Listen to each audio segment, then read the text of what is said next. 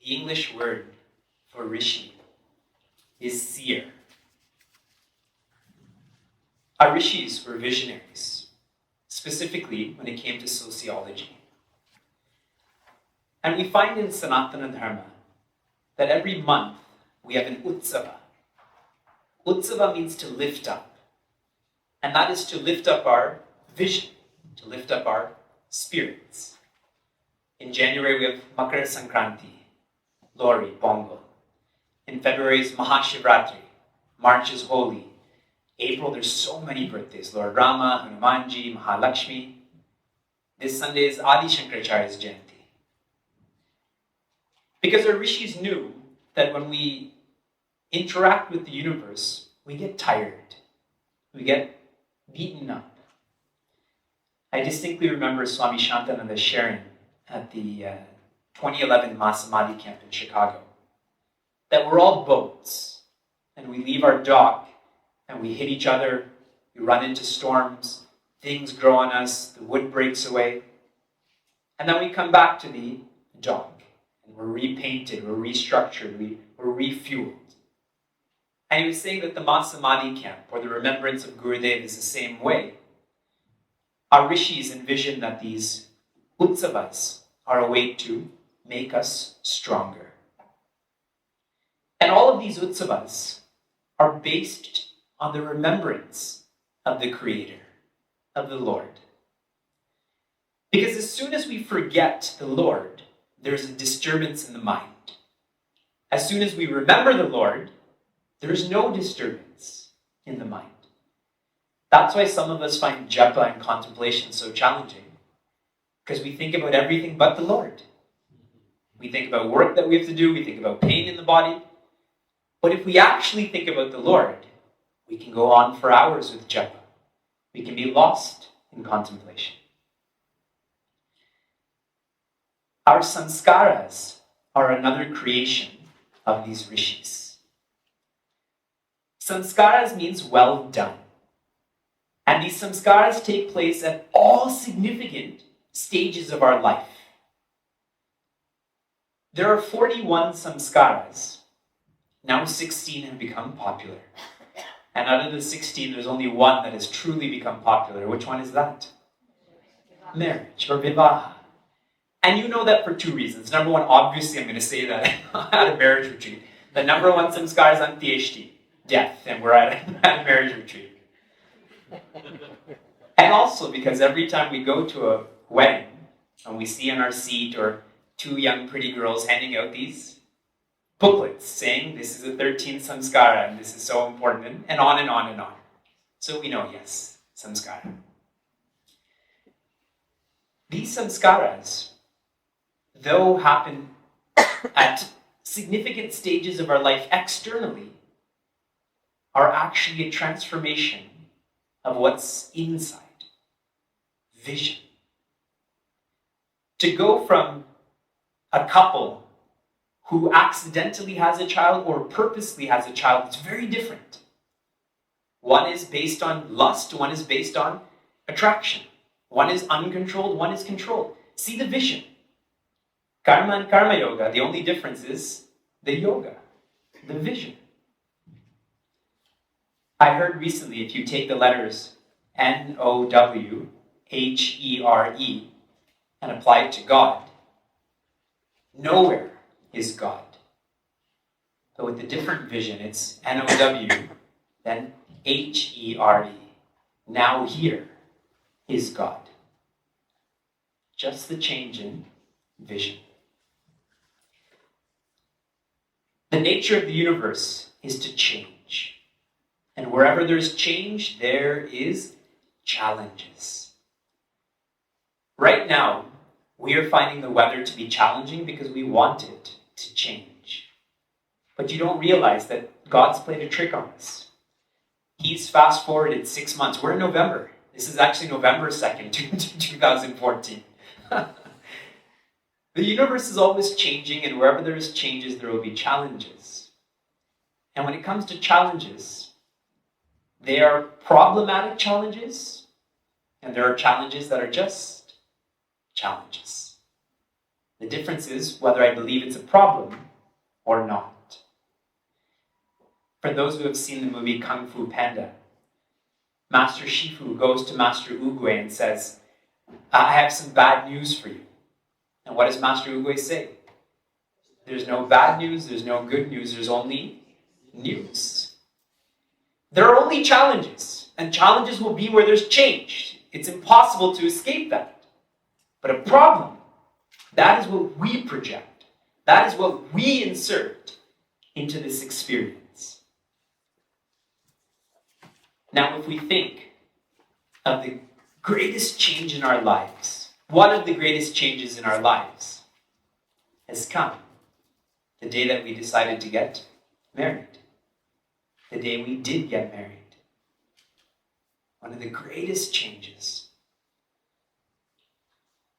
On a lighter note, what Swami Shantananda was sharing, for the first 3 years of a marriage, the room smells like cologne, perfume, flowers, and all these pleasing fragrances.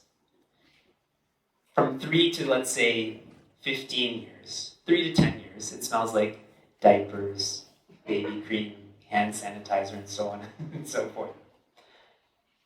From 15 to 30 years, Bengay, Vicks, ointments. And the best is after 30 years, agarbatti. Changes, right? When our room is when we're solo, it smells very differently than when we go through these changes. When we go through these changes without vision, it leads to stress. When stress is experienced without vision, it leads to frustration. When frustration is experienced without vision, it leads to bitterness. Stress devolves into frustration, frustration devolves into bitterness. And this all happened when I changed, and that change took place because I wanted to get married, and that marriage is with you. So where is this all directed? To you. Stress, frustration, and bitterness is the worst. When one is living by themselves, it's easy. Who is there to tell you you're wrong? Isn't it? In Niagara Falls, when I wander around being a tourist, I see a shirt it's an infant shirt, and it says, my name is no in capitals. Because with infants, all you tell them is no, don't touch this, don't go there. So they start to think that that's their name. So with couples too, isn't it? You're wrong. You're wrong. No, I don't believe that's true, and so on. See, it's easy if you're by yourself. Think about a weekend when you're home by yourself. You can eat what you want, you can act the way you want, you can dress the way you want, you can sleep when you want. All of the guys are saying, yeah, that sounds awesome. I can see the nodding heads. But then you have to go to a dinner party. You have to pick someone up from school. How everything changes, and you have to behave differently, you have to shower. See how easy, difficult. We are going to explore understanding marriage, the joy of change, with the vision of a marriage being a celebration. See, already marriages change if you call it a celebration versus a challenge, versus training, or whatever other word we use. It's a celebration. How we are going to study this topic in my discourses on understanding marriage, because we have a spectrum of discourses. Vilasniji will be taking up a facet, I will be taking up a facet. So a very comprehensive picture. The way that we'll be taking up this celebration is by studying 18 steps that take place in a traditional marriage.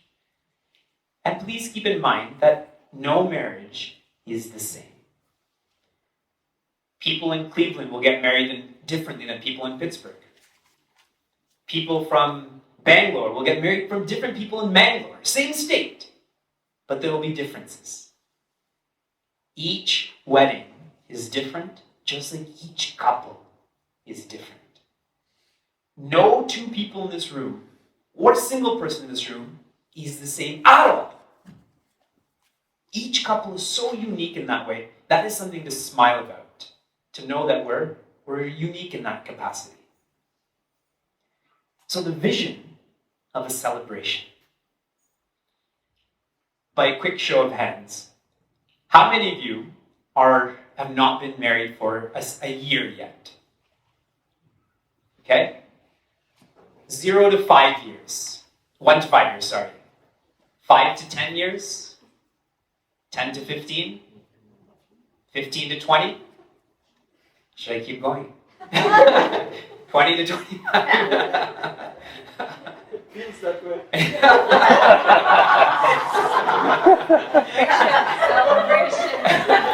So, some people were asking, how come we're not staying in lodges? Because we had our family retreat in October, and the males stayed in one place, the females stayed in another place. See, these comments you keep in your room. That's why we're giving you your own room to release the positive and the negative, both. So think back when you got married. And it began with a milni. And in your sheets, in your package, you've been given these 18 steps. So you can use that as a reference point. You can make notes accordingly. So milni. The groom's family, which we call the barat, family and friends, they travel a long distance to come to the bride's home, to be with the bride's family and the bride's friends. And I emphasize this long distance is that it is hard work. The actual marriage ceremony, being married, is hard work too. I didn't say it's bad work. Please don't misinterpret what I'm saying. It's hard work. Being alone is easy. Being with someone is harder. And the more people you're with, the harder it is. Managing a team of 2 versus managing a team of 20, it's much more challenging. I met a gentleman who told me, he's a sales manager. All he does all day is think about how to give constructive criticism to his team without offending them. That's it.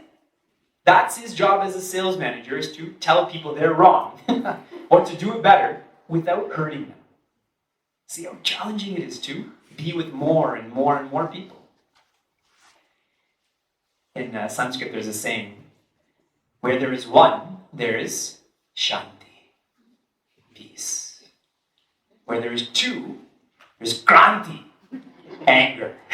Right? If I'm by myself, who am I to get angry at? But as soon as you come into the picture, anger. Now where there's 3, bhranti, politics. Delusion or politics.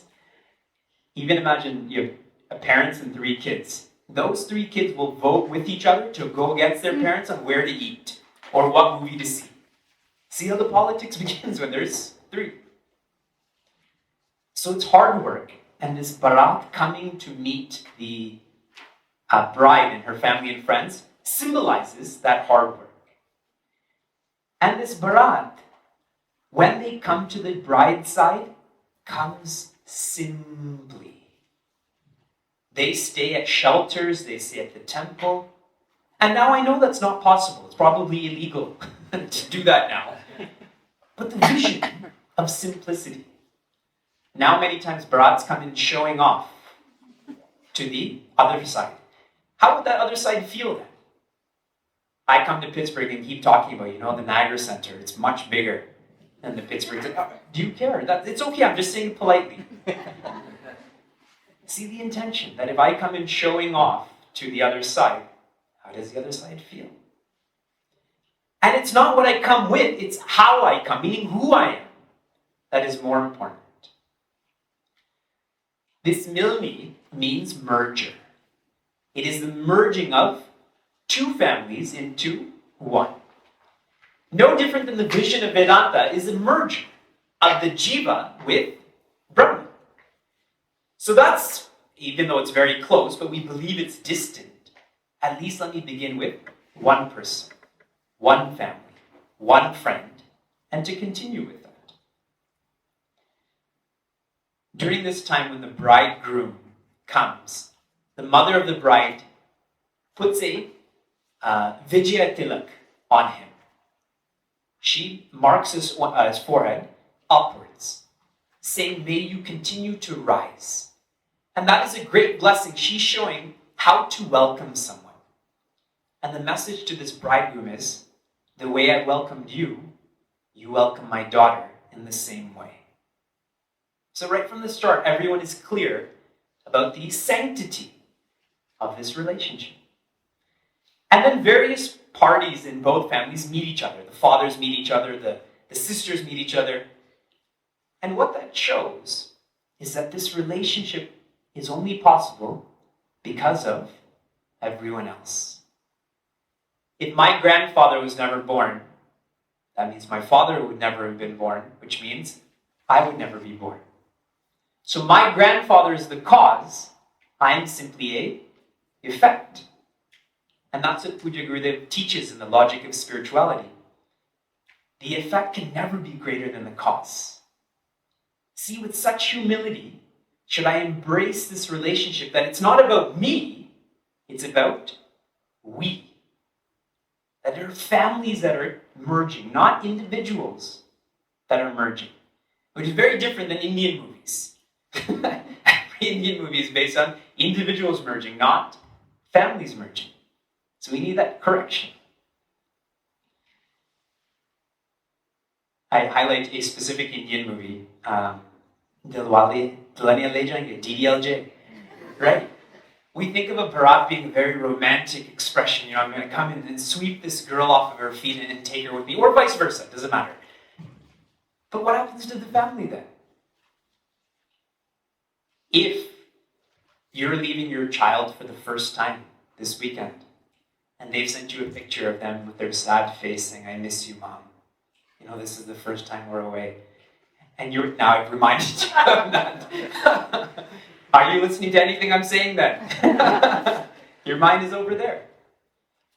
So in the same way, when we bring families together rather than individuals, we have the blessings, we have the good wishes of our family.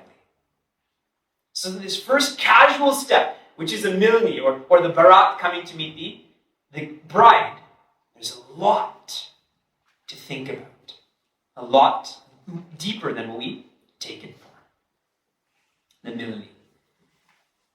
Then, the bridegroom is sitting on the altar with the priest and other important family members. And what is the first thing that they do? What is the first thing we did when this retreat began? We sang bhajans and did arti. Before this discourse began, we remembered the Creator. Deva Puja. As you think, so you become. Now you're about to embrace this one of the most challenging changes in one's life. And if I go in with these noble thoughts and these divine thoughts, that experience is lubricated then. That experience is oiled so I can embrace it more easily in a more wholesome way. Many of us like to call ourselves spiritual. I was in Raleigh a few weeks ago, and I was doing a satsang, maybe 100 people in the room, and I asked, I'm going to give you 3 categories. Put your hand up for one of them. How many of you are spiritual? 90% of the people put their hand up. How many of you are ritualists? 5% did, but they put their hand up like this, looked around and then they put their hand up. How many of you are confused? And then they kind of put their hand up too. The person who is spiritual, the person who is a ritualistic person, neither of them changes. Because the spiritual person is only focusing on philosophy, no practice. The ritualist is only focusing on practice, but no philosophy. But when the philosophy and practice come together, that's religion. It is a program for self-development. The rituals that we have in Sanatana Dharma are to instill discipline. Why should one light a diya every morning? Even if I don't know what it means, at least I have the discipline of lighting that diya, showering before I eat. When a wise person or an elder comes, to come and greet them. These are all disciplines. Because when I start to think in a disciplined fashion, I don't project negativity in the people around me. A disciplined person will never blame.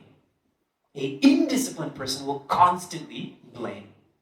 And that is a challenge in relationships, is my negativity, what do I do with it?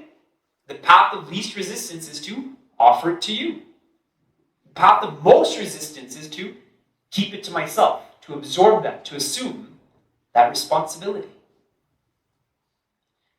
I've shared this story with you a few times. I'll share it again. A rich man had inherited a piece of land, farmland, like out here. And there was a barn there that he wanted to fix up for recreation purposes. So he hires a handy person. And that handy person meets this rich man, and the rich man shows him, I want this done, and this done, and this done. And then he takes off. So the handyman begins.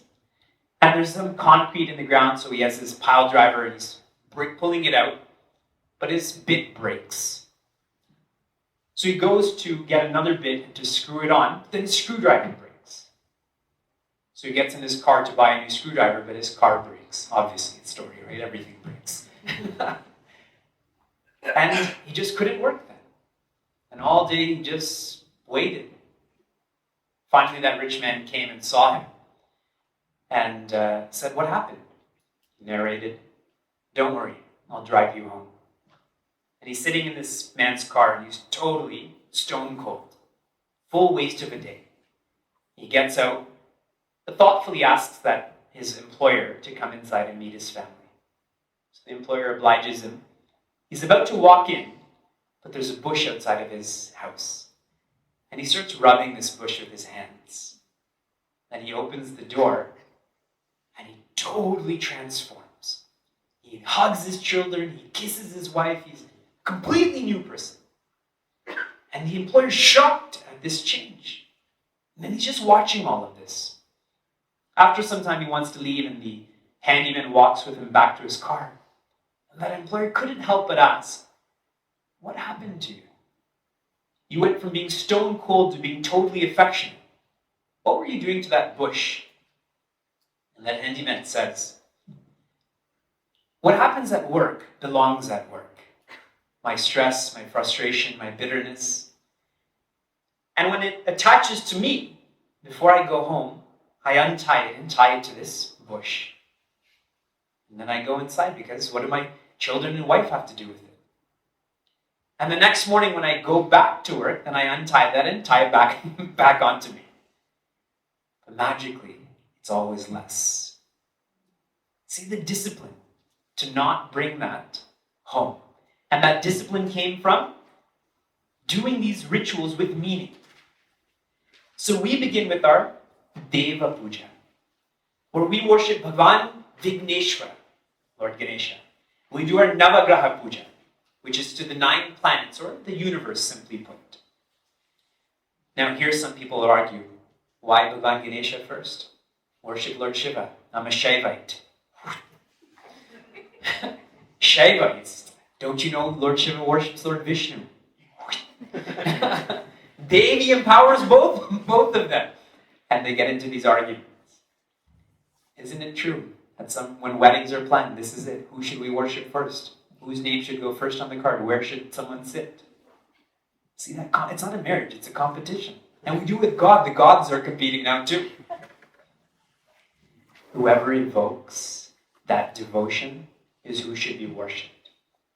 The sincerity takes precedent over any form or any name. Why Vigneshwara? Because he is the controller of challenges. And now we're getting into a challenge. And we pray to him that during this wedding ceremony, which symbolizes my wedding life, if I'm doing anything right, please remove those challenges. If I'm doing anything wrong, if I'm living adharmically, give me challenges so I know to wake up. And why the Navagraha or the universe? The idea is that I should be a blessing to the universe, not a burden to the universe. In the email you all received, it said bring a water bottle, correct? And I hope everyone brought a water bottle. This potentially is a blessing to the universe. This is a burden to the universe. When one is in tune with the Deva Puja, one realizes that this relationship is because of God's will. I didn't find this girl or boy, nor did she or he find me. He is the one who made this happen. And everyone involved that made this connection, it's because of God's will that this happened. And the beauty of such vision is I take the relationship more seriously then, right? Imagine this was Guruji's watch, and he said, that's Puja Swami Tejomayananda's watch, and he said, can you bring this to my room? Would you wear it? Would you throw it in your purse? You'd hold it with both hands and carefully take it. Before I go to eat or go to sleep or anywhere, I would make sure it gets to his room. Imagine this is God's relationship that he put together. It's not an imagination, but at least let us visualize that. I will be much more serious in the upkeep of that relationship. Deva Puja. So Milni, that is the merger of families. Deva Puja, where I know that God is important in my life to be. Which leads us to Vara Puja.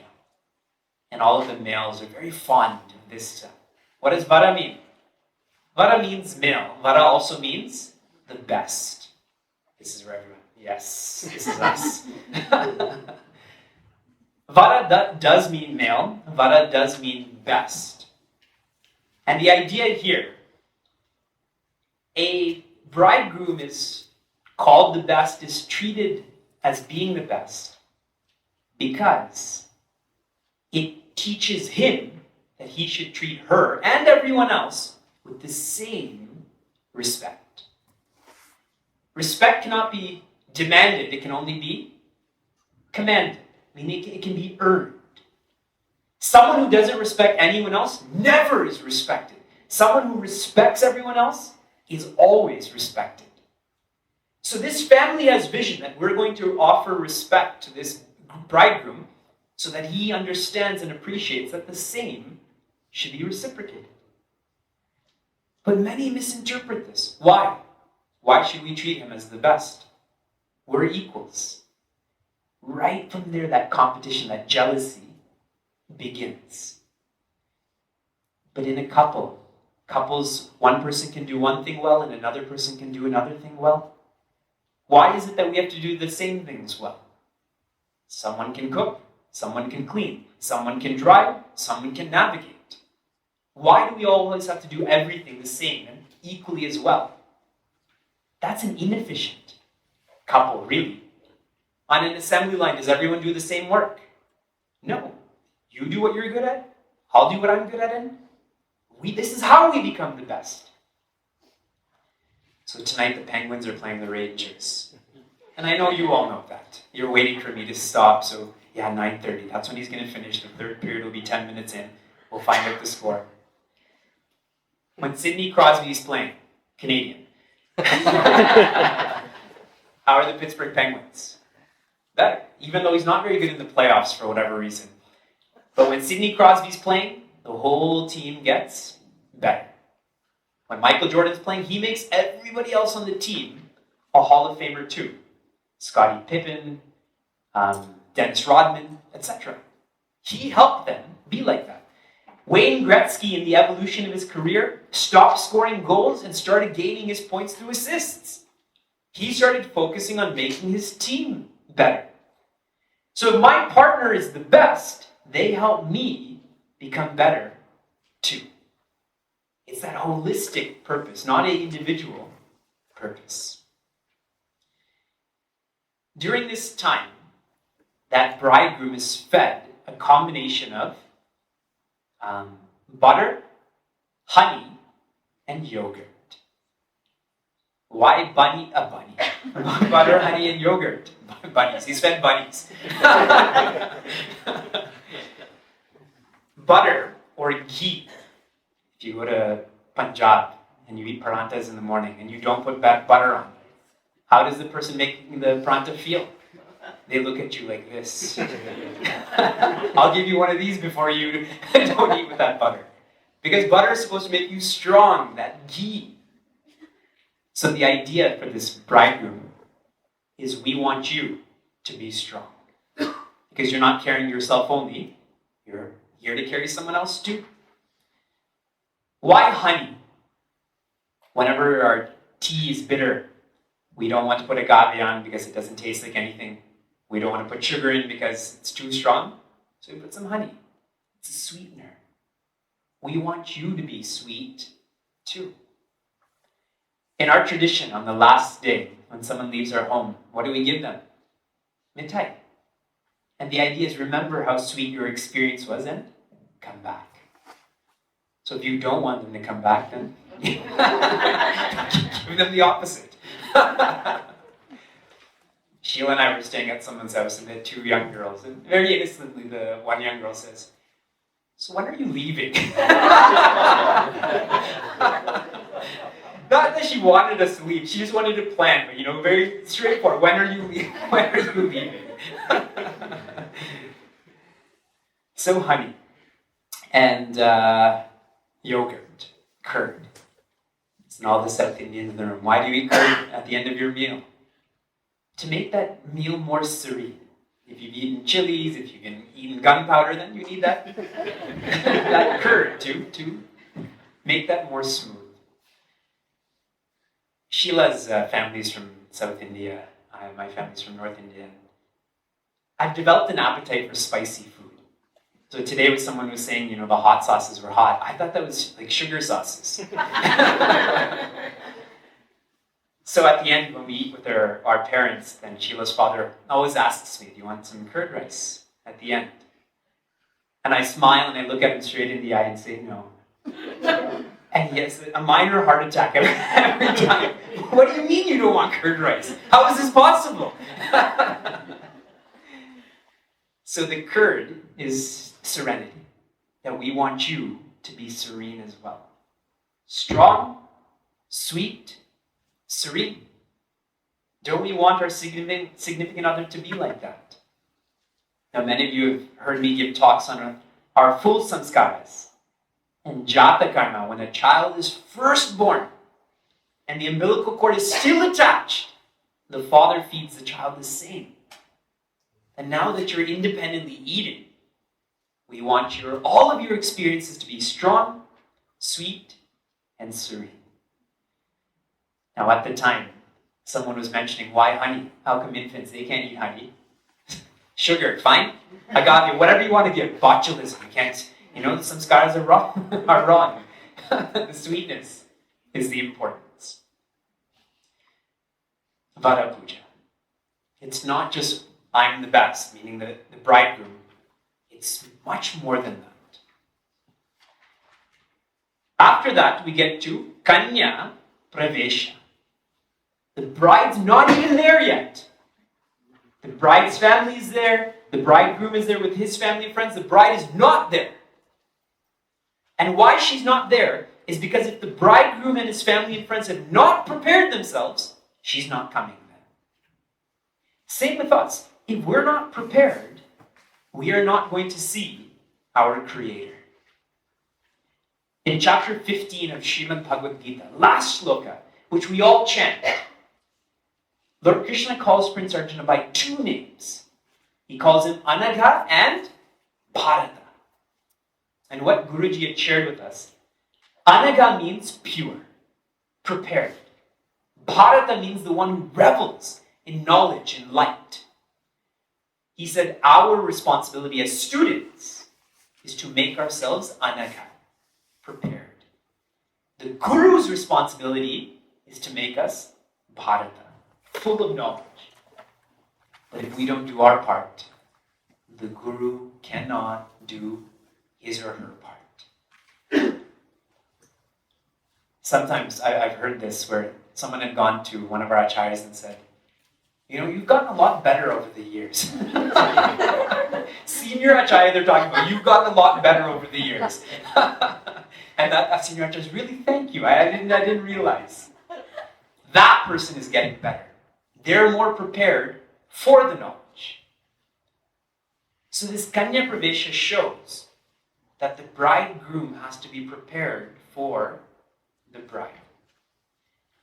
Now, in our saṁkāras, before vivaha, that student is living with the guru and the guru patni. And that student asks the guru, it's the 12th saṁskara, am I mature enough to move on to the next stage of life? See the preparation, that they're asking for permission. They don't even know who they're going to be married to, but asking for permission to be married, that if you say no, I will stay here and prepare myself more. If you say yes, I will face that challenge.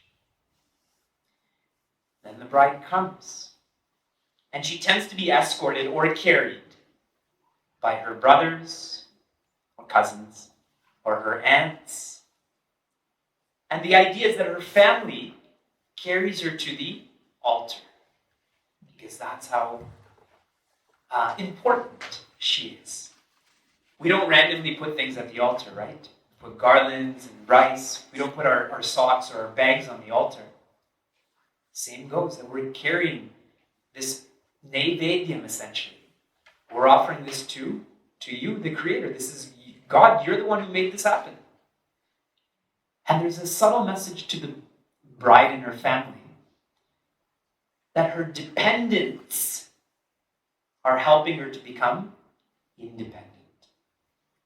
And that's tough. Going back to your children.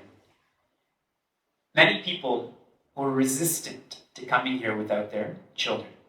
But many of you made arrangements to do that. You being here is not just for you, it's for them too. Especially, for those with younger children. Older children, they're so happy that you're over here right now.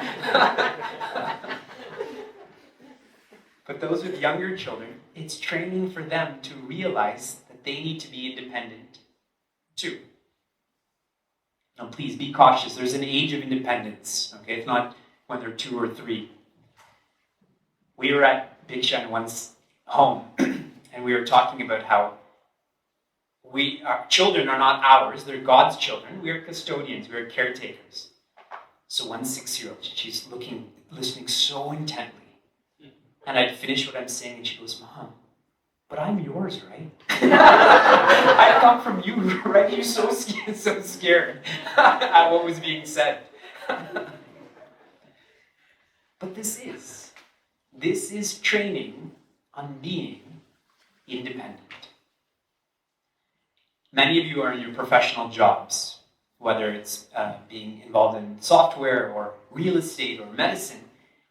And if you don't carry on with continued professional development, CPD, you lose your license. You're not allowed to practice. So we treat that as very important. We plan our year around that, especially the conferences in Hawaii and Las Vegas and Italy, where we can expense all of this, right? I'm going to learn. So we do all of this.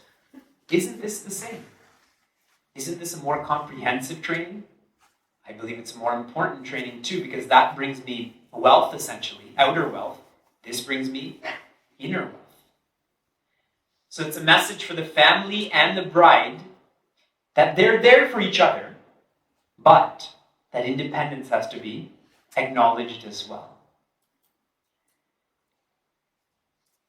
The mandap that is made, which we call the altar, it's surrounded by 4 pillars. Those 4 pillars are one's parents.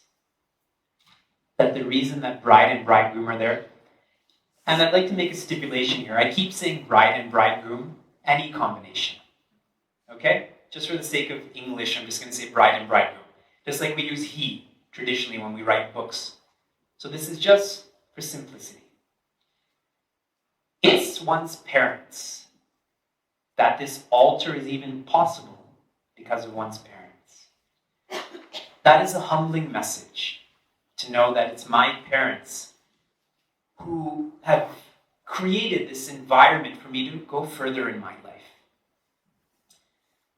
I was sharing in another center recently that if my parents didn't make satsang important in my life, I never would have been at that lecture at York University in 2004. And if Sheila's parents never made satsang important in her life, she wouldn't have been there either. But both families treated satsang as being important, so we both happened to be at the lecture. We didn't know what Guruji was talking about. We were just there because our parents were there. And the relationship continues from there. That's like a mandap. And isn't it true that we study in Taittiriya Upanishad, who is our first guru? Our mother. And it's not even guru, it's God. Not that they're different. Matra Devo Bhava. See, many people say mother is like God, but there's no like in there. Where did this like come? It's mother is God. Pitra Devo Bhava, father is God. So these gurus, when they do their job well, it's like a baton. They pass it on to Acharya Devo Bhava. These 4 pillars at a higher level symbolize the Vedas. That one should always be in the shelter, in that womb, being nourished by the message of the scriptures. My younger sister had sent me an article recently about mindful living. It was in a Harvard Business Review. And she doesn't send me a lot of forward, so I took notice of it and I was reading it. But there's 2 things I didn't like. And the second one I stopped reading after that. The first is that they didn't attribute mindful living to Sanatana Dharma. When all Lord Krishna writes about again and again and again is being thoughtful, being mindful, practicing awareness. But I let it slide, whatever. And you're all thinking, of course you let it slide. It's a Harvard Business Review. Who are you to say yes or no? The second point said that you can practice meditation by yourself. Without an instructor, without scriptures. That was too much, and so I stopped reading that article. You and I cannot live without the scriptures. And we may not understand and appreciate that now. I'm simply encouraging everyone to keep an open mind to this message. I used to think that it was all the scriptures that are plotting against people. When I first went to the Vedāntik course, why are they all saying that the scriptures are so important? Why are they saying the Guru is so important? I don't agree, but I'll see what plays on with this. And I learned the importance of the Guru and the scriptures, and one cannot go about this self-development without the scriptures and the sages who are an expression of that. So that's what this mandap is. See, we look at it, at how fancy those pillars are, and how many shining lights are inside it, and how big they are in space, not even recognizing these are my parents. We kick them, we drop things at them, they're scratched, not recognizing this is the scriptures, that they should be as solid as my kurta that I'm wearing, or the sari that the bride is wearing. We're willing to spend $5,000 on a sari, but we'll take a chipped pillar. If it saves me $500, yeah, I'll take it chipped. See the aviveka, the indiscriminate way of living. KonyaPrivation. We go to Jayamala. Jayamala is where the bride and the bridegroom exchange malas. Think about where you put jewelry. Who do you give jewelry to? Don't you give jewelry to important people? Don't you put it in important places? Not even that. Anything that has a circle around it, doesn't that become important? Mistakes or right things, don't walk here or stay within here. That's what this Jayamala symbolizes, is that you are important to me. And I feel the same way. And they both have those malas. It's not an exchange. We call it an exchange of malas. But it can only be an exchange if I see you with a mala, so I go and get a mala. But it's both parties already have those. malas. When we chant Hanuman Chalisa, we say, Jai Jai Jai Hanumana Gosai. That's at the end of Hanuman Chalisa, sharing that now that I've learned who you are, you're important to me. Victory to you. You are important. And when we can internalize this, we begin an unconditional relationship with that person. When someone is not important, there's a lot of conditions that we put on them. When someone is important, we don't put any conditions on them. If someone is dying of thirst, they will do whatever it takes to get that water. But if I don't really need that water and you're trying to sell it to me, I will negotiate with you. Unconditional. And I'd like to highlight that unconditional is the opposite of attachment. Many of us confuse love with attachment. Love is unconditional. I am giving and I'm not even interested in what I receive. What Guruji shared with us about our kartavya karmas, our regular responsibilities and special responsibilities, they may or may not give fruits. And that shows that one's focus shouldn't be on it anyways. Fulfilling one's regular and special responsibilities is period. No result. The same goes with being unconditional. Attachment is where there's expectations. That is a very destructive strategy in a relationship. It's an exchange.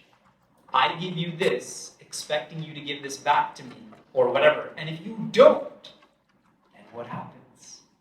Stress, frustration, bitterness.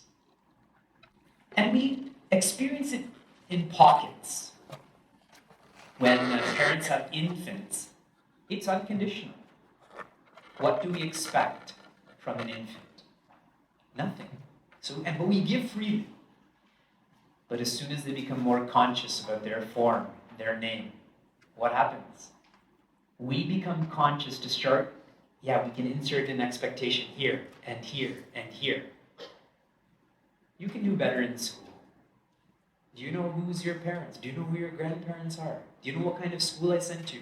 It's always this loving threat. Do you know? And see, it's always about, so you should be doing this in return. But that Jaimala says, no. You are important. Whether you bring that back to me or not, you are important. This Jaimala also symbolizes the end of separation. A circle has no beginning point or end point or different points. It's all within that circle. That's what this Jaimala symbolizes, is the end of me being separate. When I'm separate, that is me focusing on me. Now that I'm connected, the focus need not be me anymore. At least let it be one person. There's a lot related to this in our social systems, which is the different ashramas, the different castes, etc., which slowly I'll get into. But the point here, separation is ego, unity is the truth. And the Jaimala symbolizes that. When an important person comes, we offer them a Jaimala, saying, you already know how to end that separation. And I want to know too, which is why I've invited you to my home, to my business, whatever it is. Teach me. Purna Kumbha is the same way, that Purna is your complete. And I want to learn how to be complete too. That Diya is, you are aware of your awareness, and I want to know too. This Jaimala is truly important. And the last of the first 6 steps that we'll study is called Grantihi Bandha. Now before I get into that, what was the first step? Milni. Milni is merger. Try to remember a keyword for each of these steps. You don't have to remember the word million. Just remember merger as an example. Number 2, Deva Puja. As you think, so you become disciplined. Number 3, Vara Puja. Is that if I'm the best, I bring out the best in others. When I'm the worst, don't I bring out the worst in others too? So be the best and bring out the best in people. Number 4, Kanya. You're all thinking, we're already married. Why does any of this mean anything? Someone was asking, how come it was restricted to 45? So I shared practically that we have Chik, which is our Chinmaya Yuvakendra, from 17 to 28. 12 years of self-development in this mindset. Then 29 to 40 is Chinmaya Setukare, which is more of a leadership position in another 12-year program. So we took these age groups and extended them a few years below and a few years after. So there's the organizational answer to why. That's 25 to 45. Now the real reason why is that after 45 we've given up. You've given up on changing, so we've given up on trying to initiate that change. So this is the age group. It's like metal. After 45, the metal's become too cold. You can't bend it anymore, so just put it down. Number 4 is KonyaPrivation, which is preparing. Number 5, Jayamala, which is importance. Number 6, Grantihi Bandha. After the 12th Sanskara, which is Samavartana, the student, girl or boy, they go on a yatra. They go on a pilgrimage to Kashi. And it's sure that when they get to Kashi, it's Bhagavan Shiva who says, go home and get married. Because the student goes on a pilgrimage to Kashi saying, I don't want to be a householder. I'm going to renounce. But they have nothing to renounce. So Lord Shiva, who is an ideal householder, all of our devatas are ideal householders. I'll give you a small example of that. You know why Sri Venkateshwara is so rich? He's actually so poor, which is why he's always asking for money. But Bhrigu, he was set on a task to find out who's the greatest of the Trinity. And he went to Lord Brahma and he was busy creating. He went to Lord Shiva and Lord Shiva, he was scared of Lord Shiva, so he ended up going to Lord Vishnu. And Lord Vishnu was sleeping, but he's actually not sleeping. He's enjoying being awake. But he's enjoying it so much that he doesn't even need to open his eyes. Like us, when we see the beautiful sunrise in the morning, do we want to stare at it more? Or just close your eyes and internalize it? So Bhrigu comes and he's not welcome. So he goes and kicks Lord Vishnu in the chest. And this wakes up Lord Vishnu. And he treats Bhrigu so well, saying, my hard chest would have hurt your soft feet. What can I do for you? And he's treating him so well. Who's watching all of this? Mother Lakshmi.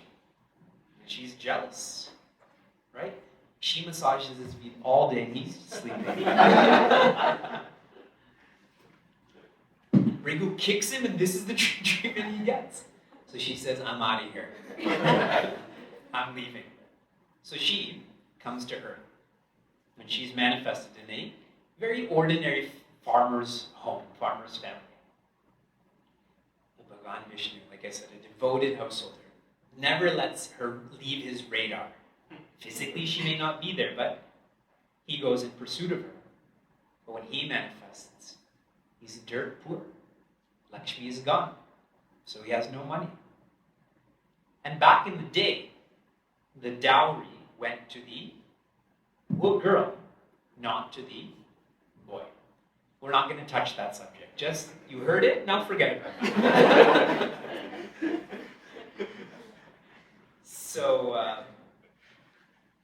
Bhagavan Venkateshwara, he had no money, so he had to borrow some from Kubera.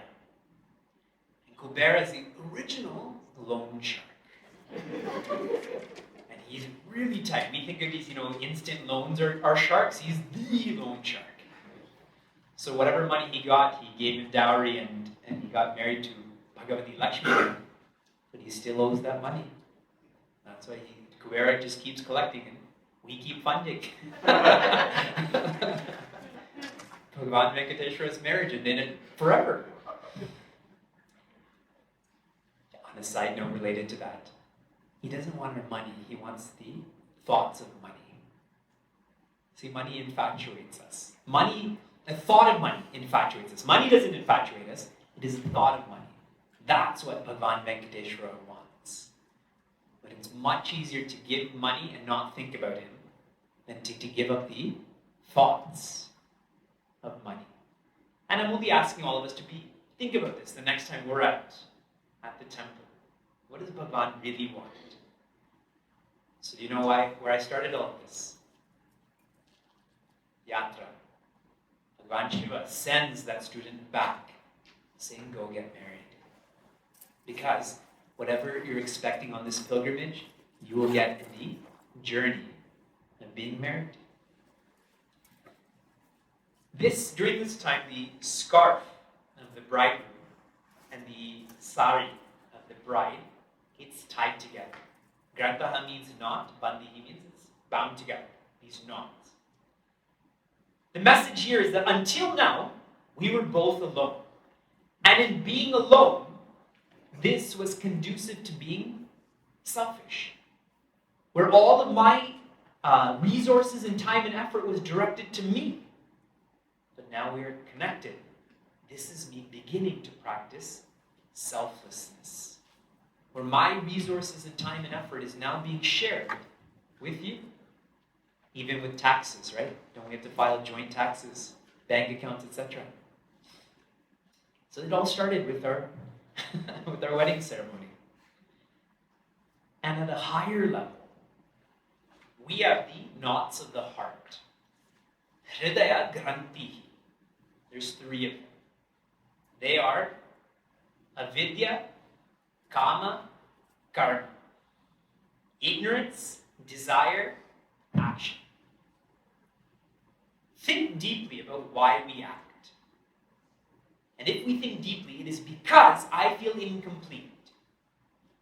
If you had 2 tortillas and you go for a third, that's a bad example because we keep eating even when we're full. But imagine that you only eat when you're hungry. You'll take that third tortilla only if you're hungry. You and I feel incomplete. And you know when it is that we feel most incomplete? We're coming near that time. It is when we're about to go to sleep and right when we wake up. When we are most vulnerable. No makeup, no relationships, no partner, no position, nothing. Just me and my personality, essentially. And it's at that time that I realize I have so much, but I have so little. That incompleteness is still there. And so what do? That incompleteness manifests as desires at the intellect level, thoughts at the mind level, and actions at the physical level. These are called the knots of the heart. And this grantihi bandhaha is an opportunity for me to start practicing completeness. How? By purifying my mind and realizing I'm already complete. Then the quality or the texture of my desires and actions are very different. An enlightened being acts out of fulfillment, not for fulfillment. See how different that expression would be. So, Guruji is turning 64 this year. And if you've seen his itinerary, I don't think he's spending more than a week anywhere. So suppose he goes to 55 places in the year. And most of us are significantly younger than that. And to go to 55 places in 10 years would be tiring for us. And is it because he doesn't know chapter 18 of Gita? Or he doesn't study Tattva before? See, his actions are out of fulfillment. So it's just about giving. There's no expectation of getting. So you and I can be like that too, and this Grantihi Bandhaha should remind us of that. Every time we see a knot, we should be reminded of the knots in our heart. Many of us are studying in the Foundation Vedanta course together. How many of you, by show of hands, are studying? So quite a few of us are studying together. Good. And we recently completed a section called Vitals of a Nation. Puja Swami Chinmaya says, there's so many people who are trying to reform society, the nation, but are all failing. Because the reformation that they're trying to practice is external. But the only way to reform the nation is to reform oneself.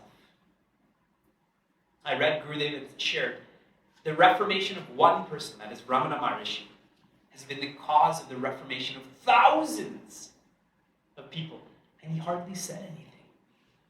But still his reformation has catalyzed the reformation of thousands. So I'll conclude with a powerful story about the reformation of oneself.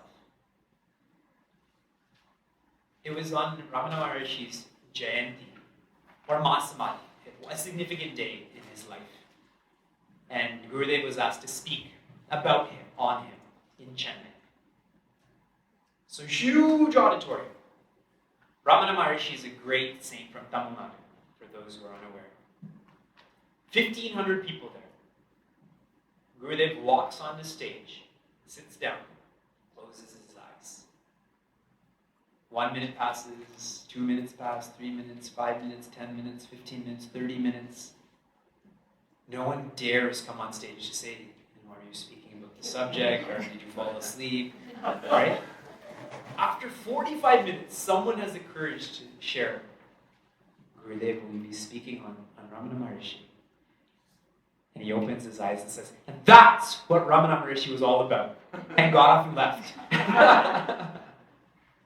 That silence.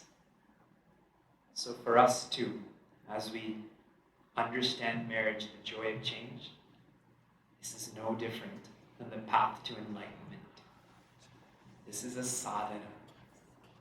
Sadhya is being joyous. Sadhaka is me and you, the walker, the seeker. Sadhana is japa. Sadhana is meditation. Sadhana is reading. Sadhana is marriage. Only with that vision. Without the vision, it's just a ritual. With the vision, it becomes a means to that joy. That is what we are trying to learn. All of these names, all of these steps, all of this is redundant. It is a vision that is to be evoked.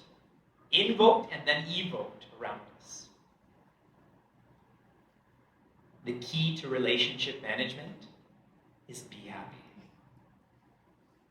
What can happen if two people are happy? What can touch that relationship? As soon as one person becomes unhappy, strength is down 50%. When both people are unhappy, nothing can keep that relationship together. So the key, be happy. And where's the key to happiness? Right now it's in so many people's pockets. Where should the key to happiness be? In our heart. So Vilasanaji has asked all of you to think about some thoughts for today, tomorrow, the whole weekend. I will give you a RAD, reflection assignment of the day. Think of, and we'll debrief in tomorrow's discourse with myself, which is in the evening. We have many discourses before that, workshops, etc.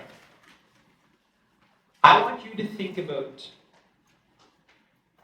the weakness in your personality that affects the people around you the most. So what weakness in your personality? Now some of you are not writing the question because you already know no weaknesses. What is there to write? What is there to think? Write that down. Egoism. What weakness in your personality, the most significant one, in the negative, and what it does to the people around you? Okay? And we'll debrief on this tomorrow.